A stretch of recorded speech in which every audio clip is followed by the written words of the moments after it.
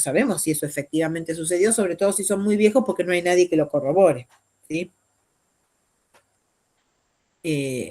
Pero en general, lo que se puede observar en relación a los contenidos de algunos contenidos de la memoria explícita es que en general los jóvenes recuerdan mejor lo aprendido recientemente, tienen mejor desempeño en memoria inmediata y los ancianos tienen un recuerdo similar a los jóvenes en la información aprendida hace mucho tiempo, ¿sí?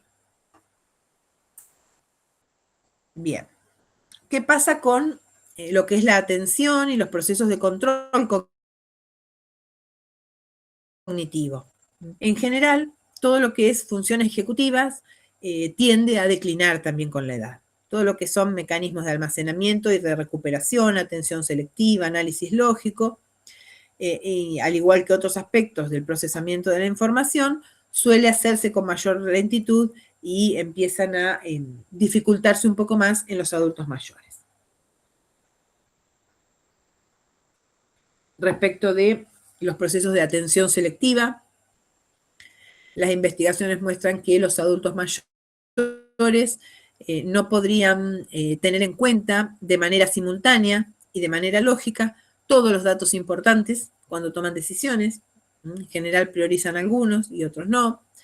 Respecto a las estrategias de recuperación o de recuerdo, en general aparece también mayor lentitud para recuperar información.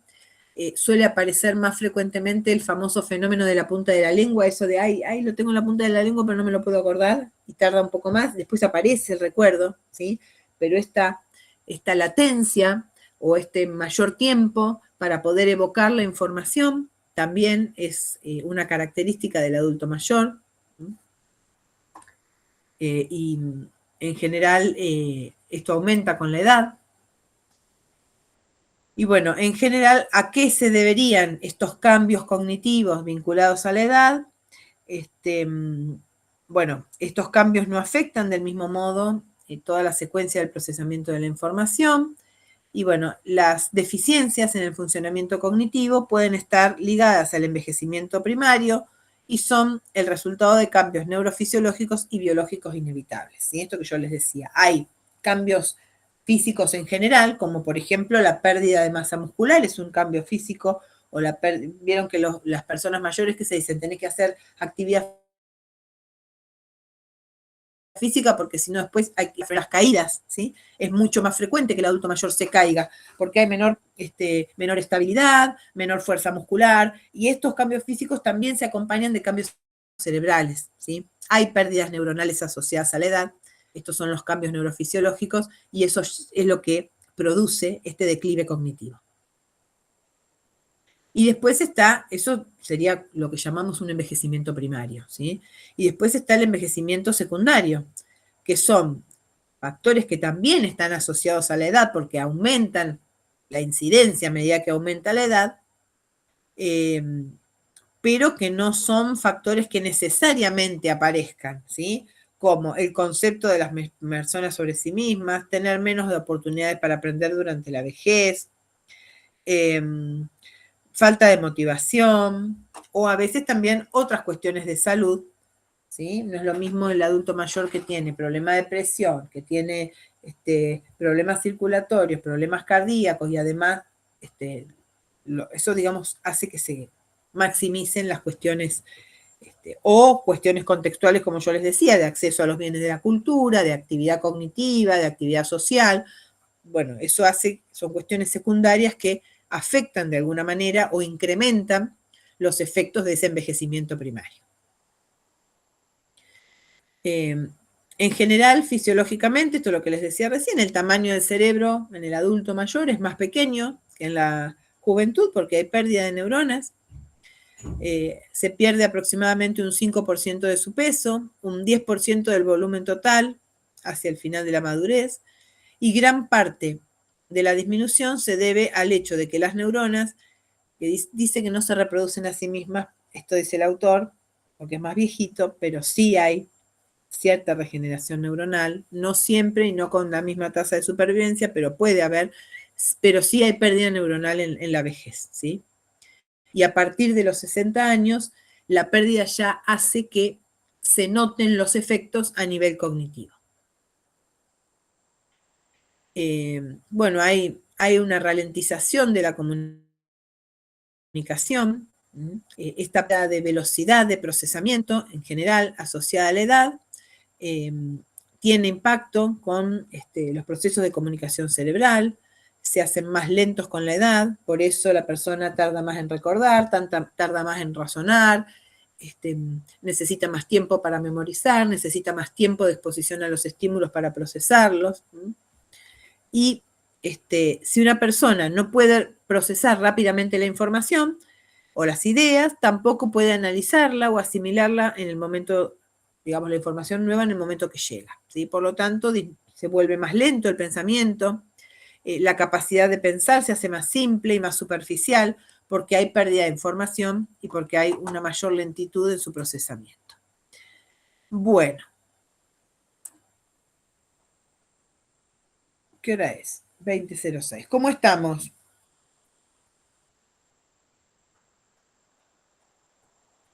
¿Están, chicos?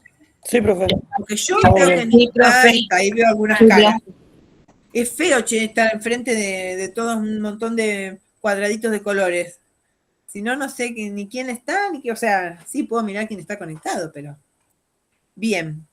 Esto era lo más fácil de hoy, ¿no? Nos falta ahora la parte de envejecimiento patológico. Díganme ustedes, ¿quieren que veamos deterioro cognitivo leve o hacemos el corte ahora? ¿Vemos deterioro cognitivo leve y hacemos el corte después o hacemos el cortecito ahora y después nos metemos con deterioro cognitivo y demencias? Para mí ahora, profe. Ahora.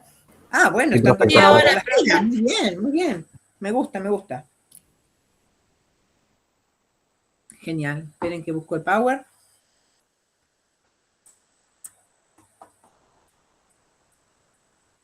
Bien. La parte de deterioro cognitivo leve la tienen en un texto de Mías, en la Biblia, que ya la tienen habilitada.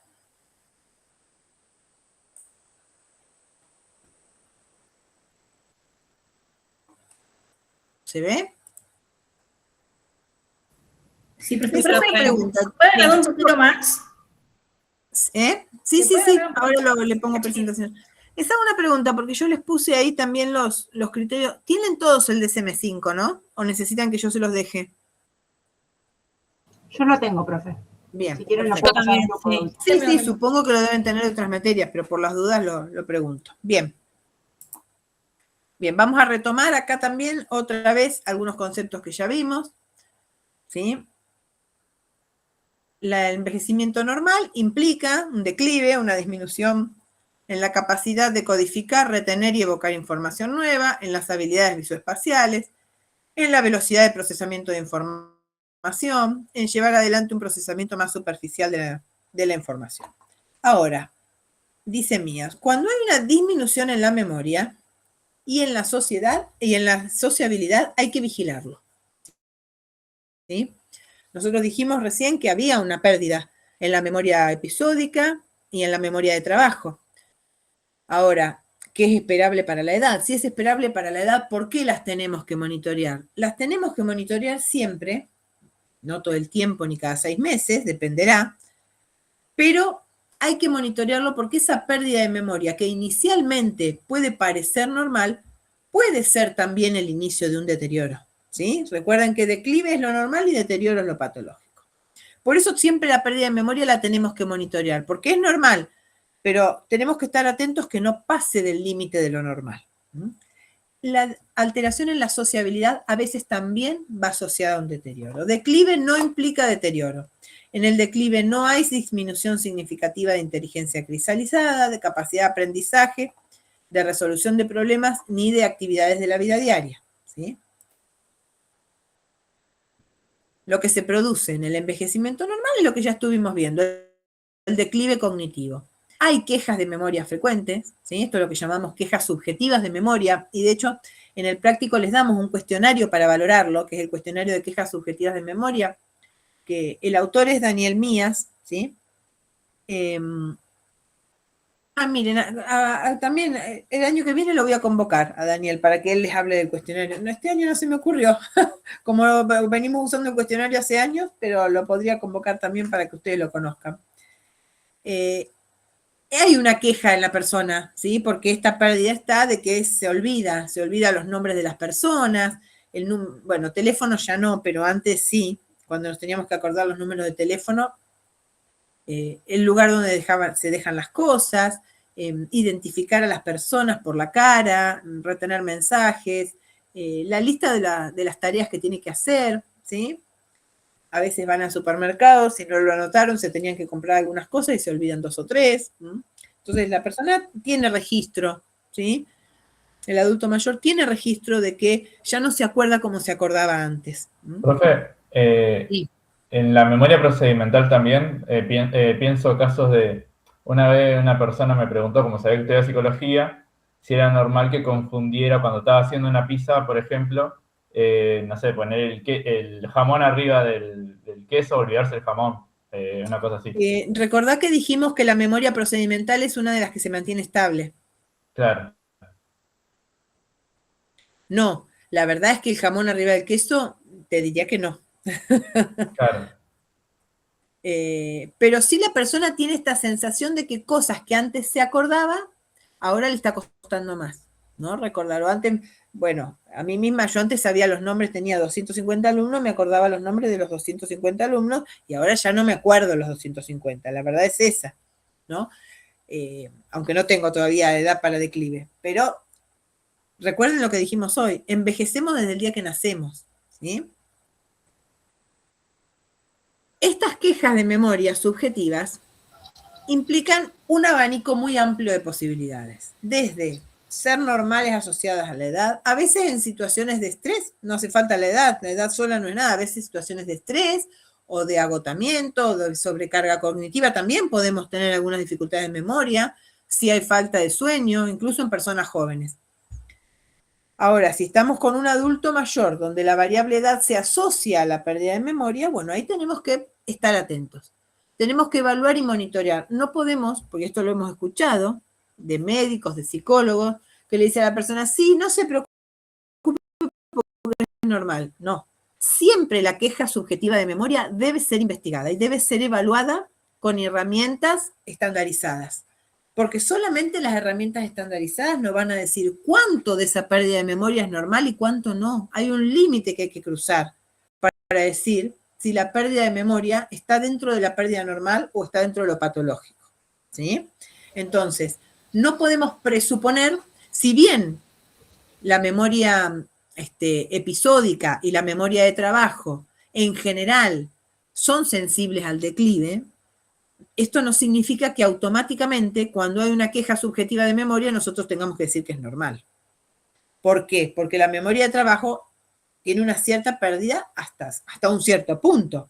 Si se pierde más, ¿sí? Si la persona tiene un desempeño en pruebas de memoria de trabajo o en pruebas de memoria episódica que está muy por debajo de lo esperable para su edad, entonces no estamos dentro del plano del declive, estamos en el plano del deterioro. Por eso nunca tenemos que minimizar las quejas subjetivas de memoria. Siempre tenemos que estudiarlas para saber, ¿sí? No podemos decirle a la persona automáticamente que es normal. Siempre las tenemos que estudiar para saber si están dentro de lo normal o de lo patológico. Profe. Sí, no presuponer de entrada que es normal porque hay una pérdida, no, hay que estudiarlo, sí.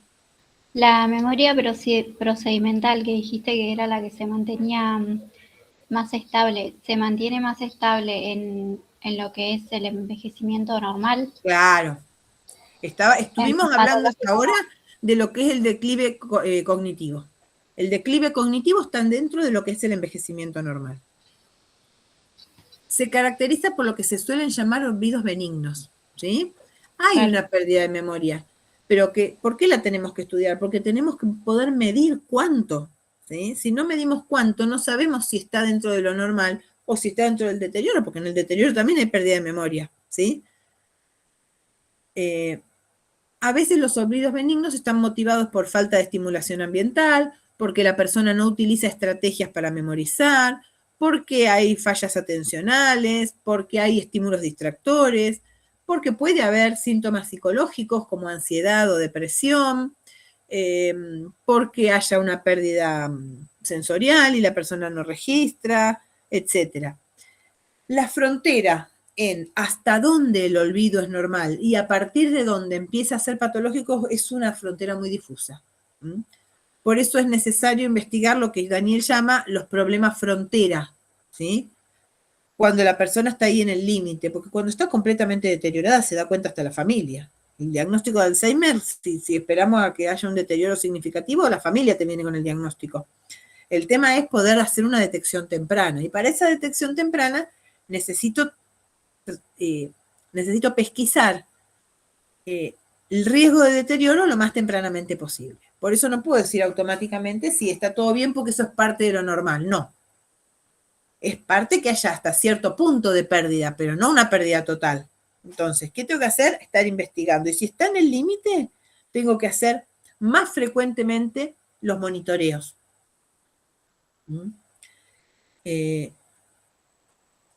Muchas veces estos problemas fronteras están insuficientemente abordados, se concluye asociación a la edad, recuerden que la edad por sí sola es variable vacía, y se minimiza su significado. Cuando la persona tiene quejas de memoria, o cuando la familia nos dice que la persona ya no se está acordando como antes, o no está teniendo el nivel de funcionalidad que tenía antes, o de eficiencia cognitiva que tenía antes, siempre tenemos que evaluar. Siempre, siempre, siempre. No podemos, de entrada, por el hecho de que cierta pérdida sea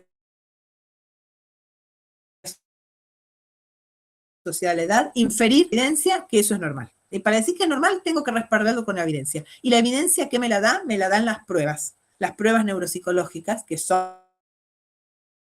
los instrumentos que tenemos para darle evidencia a nuestras conclusiones diagnósticas. Volvemos a lo mismo. Las quejas de memoria en un adulto mayor no presuponen normalidad, sino que deben ser estudiadas en profundidad, ya que el anciano normal no tiene un deterioro cognitivo significativo ni alteraciones neuropatológicas degenerativas significativas, ¿sí? O sea, ¿hay una pérdida? Sí hay una pérdida, pero no es una pérdida significativa en todas las funciones que estuvimos diciendo. Sí, la persona se vuelve más lenta, sí pierde memoria de trabajo, siempre comparando con personas más jóvenes, pero esa pérdida es leve, ¿sí? Si estamos ante una pérdida mayor, estamos ante un deterioro.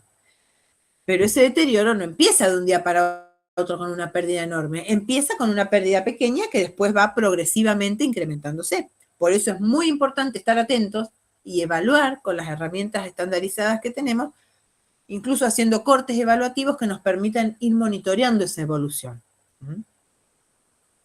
¿Por qué? Porque esas primeras pérdidas de memoria pueden llegar a evolucionar hacia una demencia, ¿sí? No podemos normalizarlas de entrada sin haberlas estudiado en profundidad. La demencia de Alzheimer, al igual que otros tipos de demencia, tiene un curso gradual y un carácter neurodegenerativo progresivo, es decir, que va empeorando con el paso del tiempo, ¿sí? Peña Casanova, Jordi Peña Casanova, que es un neurólogo español, que hace muchos años que hace neuropsicología, tiene todo un escrito donde él plantea que en términos de Piaget, todos han estudiado Piaget y se acuerdan de las etapas de Piaget, ¿se acuerdan? Sensorio-motriz, las operaciones lógicas, preoperatorio, operaciones lógicas, operaciones formales. Y él dice que en el anciano con Alzheimer se produce una involución que hace que esas etapas de desarrollo cognitivo de Piaget vayan hacia atrás. De modo tal que en las últimas etapas del Alzheimer se vuelve al periodo sensorio-motor a nivel cognitivo, ¿sí? Es como que hubiera el retroceso es como el caminito inverso. La demencia de Alzheimer siempre comienza con lo que se llama un deterioro cognitivo leve y evoluciona hasta que alcanza una alteración significativa en todas las áreas. En la capacidad funcional, la persona pierde autonomía, incluso, por ejemplo, el control de esfínteres, en las capacidades comportamentales y en la conciencia del déficit, ¿sí? La persona con Alzheimer, cuanto más avanzado está el deterioro, menos conciencia hay del déficit. La falta de conciencia del déficit es lo que en neuropsicología denominamos anosognosia, ¿sí? Y hay 10 síntomas que caracterizan a la demencia, que es la afectación de la memoria reciente. Igual después vamos a ver bien en Alzheimer, en un poco más de detalle. Dificultades en el desempeño en tareas cotidianas o bien conocidas, extraviar cosas, disminuye la comprensión verbal, la capacidad de razonamiento, el pensamiento abstracto, la orientación en tiempo y espacio, alteraciones en el estado de ánimo, en la personalidad, en la iniciativa y toma de decisiones. Es decir, hay todo un proceso que hace que la persona vaya perdiendo las distintas funciones cognitivas, afectivas y comportamentales de manera progresiva. Pero previo a eso, hay un deterioro cognitivo leve. Y ahí es donde es importante realizar la detección. ¿Por qué? Porque hay algunas intervenciones para poder realizar. Profe, ¿cómo era? Anosognosia. ¿Qué era eso? La falta del reconocimiento del propio déficit. Gracias. En general, en la demencia hay signos de deterioro de la memoria que después empieza a afectar a otros dominios, ¿sí? O sea, empieza con amnesia, pero después aparece agnosia, afasia y apraxia.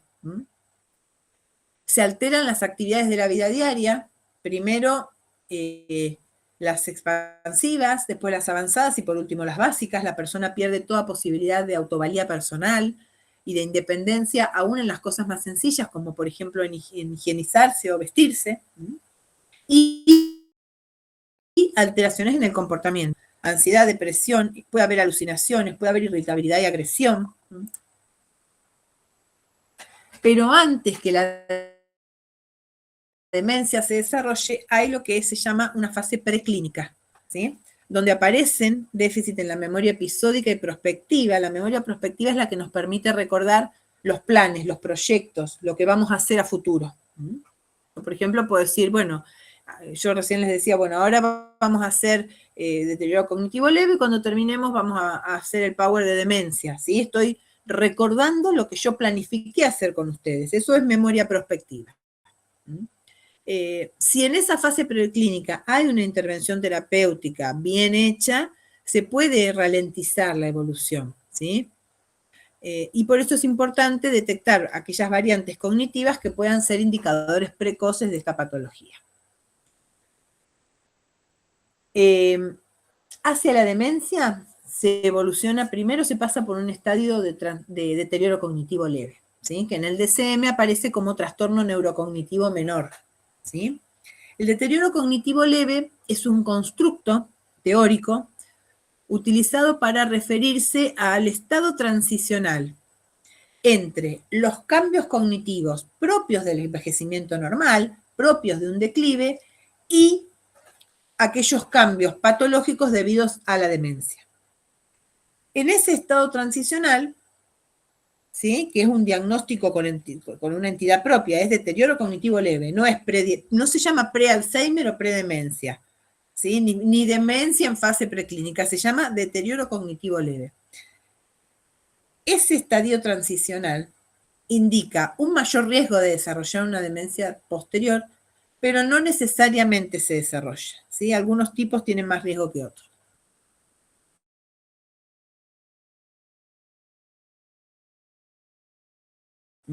Pero se lo define 5 años en ese estadio, puede estar más o menos. O puede que nunca evolucione a demencia, son los menos, en su mayor parte evolucionan a demencia, pero es un constructo que nos permite hacer una detección, una intervención mucho más precoz, ¿sí? Y en ese sentido más efectiva. En el DSM-5 no lo van a encontrar como DCL o deterioro cognitivo leve, sino como trastorno neurocognitivo leve. Acá yo les puse todos los criterios diagnósticos, que son básicamente, es que hay una disminución de la memoria mayor a la esperable para la edad, ¿sí? Dijimos que es normal que se pierda memoria, sí. Ahora, cuando esa pérdida excede lo esperable para la edad, a veces no es la memoria, a veces son otras funciones que pueden ser lenguaje, funciones visoespaciales o funciones ejecutivas. La mayor parte, lo más frecuente, es que haya deterioro en la memoria, pero puede que no lo haya y que haya en otras funciones según el subtipo. ¿Cómo sé si esa disminución es mayor a la esperable para la edad? A ver, ¿qué les parece a ustedes? ¿Cómo sé? ¿Qué es lo que me da la pauta? El baremo. Exacto. Exacto. El baremo es siempre la referencia para el adulto, para el niño, para cualquiera. Cuando yo utilizo una prueba, ¿sí?, y transformo el puntaje a partir de un baremo, ¿qué me dice el baremo? El baremo me dice lo que puede resolver la mayoría de las personas que tienen las mismas características, ¿sí? Por eso los baremos se pueden hacer, no solamente se hacen por edad, se hacen también por nivel de instrucción, ¿sí? Entonces yo puedo saber si una persona tiene 75 años y tiene todo el secundario terminado y hizo 2 años de la universidad, o sea, tiene 14 años de escolarización, por ende tiene alto nivel de instrucción. Entonces, ¿cómo resuelven esta prueba de memoria la mayoría de las personas que tienen edad similar y nivel de instrucción alto? Y ahí voy a ver cuánto se desvía. ¿Cómo sé cuánto se desvía? ¿A partir de qué indicador sé cuánto se desvía? Les pregunto a ustedes. ¿Eh? ¿De la desviación estándar? Claro, ¿y cómo la considero? ¿Cómo sé la variación estándar? ¿Cómo sé? ¿A través de qué? Yo, neuropsicólogo, que quiero evaluar. ¿Cuál es el dato que me dice si está dentro de lo esperable o no? Porque no me va a coincidir exactamente con el promedio, seguro. La mayoría, el 99% de las veces, el puntaje que tenga en una prueba no va a ser igual al promedio del baremo. ¿No es sacando el puntaje Z, profe? Claro. ¿Y qué me dice el puntaje Z? ¿Cómo se ubica el sujeto en relación a un grupo control, creo que es? ¿Y qué significa O sea, cómo se ubica? ¿Cómo lo mido? ¿Cómo se ubica?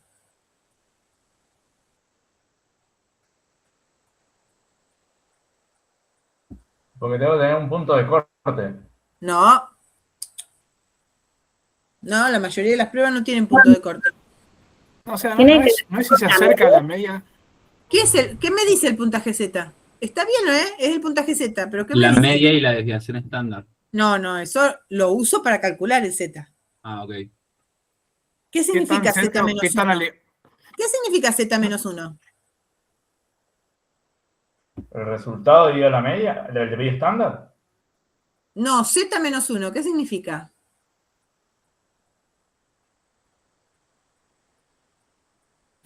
Profe, ¿no es lo de la campana de Gauss? ¿Puede ser o no? Es a cuántos desvíos de la media está el puntaje que tuvo el sujeto. El puntaje Z valora eso. Si me dice Z menos 1, quiere decir que está a un desvío estándar por debajo de la media. Si es Z más 1,5, quiere decir que está 1,5 desvíos respecto de la media por encima. ¿Se entiende? El puntaje Z me da esa información. Me dice a cuántos desvíos respecto de la media se encuentra el puntaje que obtuvo el sujeto. ¿Y cuánto se considera un desvío significativo? Para que yo diga que ese puntaje me está indicando que hay un déficit de memoria mayor para la edad, al esperable para la edad. ¿Más o menos 3? No. Mira, si pones eso te vas a tragar un montón de sapos. ¿No sería mayor o menor a 1? Más o menos 1,5. Más o menos 1. 1,5. A partir de 1,5, no, por supuesto que no es que yo con un test voy a ya sacar una conclusión, pero si yo le tomo una prueba de memoria y me da Z menos 1,7, ese puntaje es inferior al que sería esperable. Quiere decir que está 1,7 desvíos por debajo de la media. Eso está indicando un desempeño significativamente inferior al esperable para su edad y para su grupo de referencia. Entonces, cuando hablo de disminución de la memoria mayor a la esperable para la edad, lo tengo que hacer a partir de la administración de pruebas estandarizadas. Y eso lo voy a obtener convirtiendo el puntaje a puntaje Z y viendo que el desvío respecto de la media es mayor a 1,5. En el deterioro cognitivo leve no se alcanzan a cumplir todos los criterios diagnósticos para enfermedad de Alzheimer o para otra demencia, ¿sí? Puede que haya algunos, pero no todos, como para completar el cuadro. Otra característica es que el progreso clínico hacia la demencia, EA es enfermedad de Alzheimer porque es la más frecuente, pero en general hacia la demencia, es significativamente mayor en comparación con personas saludables de igual edad y condición. Es decir, que si una persona recibe el diagnóstico de deterioro cognitivo leve, tiene muchísimas más posibilidades dentro de 5 años de tener una demencia que alguien que no tiene ese diagnóstico hoy. ¿Sí? Hoy evalúo 2 personas. Esta recibe el diagnóstico de deterioro cognitivo leve y esta no. Bueno, esta que recibió el diagnóstico, dentro de 5 años, tiene muchas más chances de tener demencia que la que no lo recibió. ¿Sí? Porque justamente lo que hace es incrementar el riesgo. Se refiere a personas sin demencia, ¿sí? Las personas que tienen DCL no tienen demencias, pero sí tienen alteraciones cognitivas importantes en relación a la población normal. Es decir, no estamos dentro del ámbito del declive, estamos dentro del deterioro. Hay un proceso patológico, ¿sí? Y otra característica más importante, acá están los criterios, ¿no? Profe, Sí, una consulta. ¿Por qué dentro de 5 años puede ser que tenga una demencia? porque en general es el periodo de tiempo habitual. Es lo esperable, digamos. Sí, no es que sean exactamente 5 años, pero es el promedio. Perfecto. Puede ser un poquito menos, puede ser un poco más, pero es el promedio. Bueno, ¿cuáles son los criterios? Tiene que haber quejas subjetivas de memoria, ¿sí? En el DCL la persona sí es consciente del déficit, a diferencia de una demencia avanzada donde puede que aparezca la anosognosia, el DCL no se caracteriza por anosognosia, o sea, hay quejas subjetivas de memoria. ¿Se entiende esto? La queja subjetiva de memoria significa que la persona tiene registro de esa pérdida de información. En la demencia no, sobre todo si está avanzada. En los estadios iniciales sí. Esas quejas subjetivas tienen que ser formuladas por la misma persona y en lo posible corroboradas por algún familiar o un informante, que es lo que me preguntaban hoy. Tiene que haber una objetivación de un deterioro de la memoria a través de pruebas neuropsicológicas específicas. Siempre para concluir un déficit en una asunción necesito como mínimo 2 pruebas, ¿sí? Nunca concluyo un déficit con una única prueba de memoria. Pero tengo que tener pruebas de memoria donde haya un puntaje Z que esté por debajo del menos 1,5. O sea, los resultados en las pruebas de memoria tienen que ser consistentes, ¿sí? Si yo tomé 3 pruebas, en 2 le dio bajo y en una le dio bien, tengo que ir a analizar, ¿sí? Pero tiene que haber un puntaje Z por lo menos de menos 1,5. Conservación de cierta normalidad en el resto de las funciones cognitivas, porque no estamos hablando de estadios iniciales, no de una demencia avanzada donde todo el funcionamiento cognitivo está comprometido, ¿sí? Entonces, la memoria a veces puede que no sea la memoria, puede que sean funciones ejecutivas, lenguaje o visoespaciales, pero el resto del funcionamiento cognitivo está con cierto grado de normalidad o dentro de los márgenes del declive. Otra característica y otro criterio diagnóstico para el DCL es que haya normal desempeño en las actividades de la vida diaria. O como mucho, puede haber una mínima afectación en las actividades instrumentales. Pero en general la persona conserva funcionalidad, conserva la capacidad de tener una vida independiente, ¿sí? Y sin elementos de sospecha de demencia, es decir, sin cumplir los criterios diagnósticos para una demencia, ¿sí? Estos serían como los criterios para el diagnóstico del deterioro cognitivo leve. Esto es muy importante que lo sepan, ¿eh? Lo preguntamos casi siempre en los exámenes. Y después podemos encontrar 3 tipos de deterioro cognitivo leve. Amnésico, global o multidominio y tipo no memoria. Ahí van a ver por qué les dije que no necesariamente era memoria. Bueno, el DCL amnésico, como lo indica su nombre, se caracteriza por una pérdida significativa de memoria, ¿sí? La única función afectada es la memoria. El resto de las funciones cognitivas se mantienen normales o dentro de lo que es un declive, digamos, dentro de la normalidad para la edad, ¿sí? La administración de pruebas neuropsicológicas estandarizadas evidencia que hay al menos 1,5 desvíos por debajo de la media en el rendimiento en memoria, ¿sí?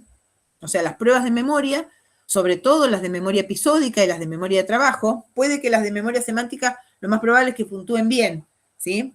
En general, las que puntúan bajo son las de memoria episódica y las de memoria de trabajo. tienen que puntuar por lo menos 1,5 desvíos por debajo de la media, siempre comparando con baremos adecuados, chicos. No podemos comparar con baremos españoles, con una prueba que no sé quién tradujo y no tiene un baremo hecho en español.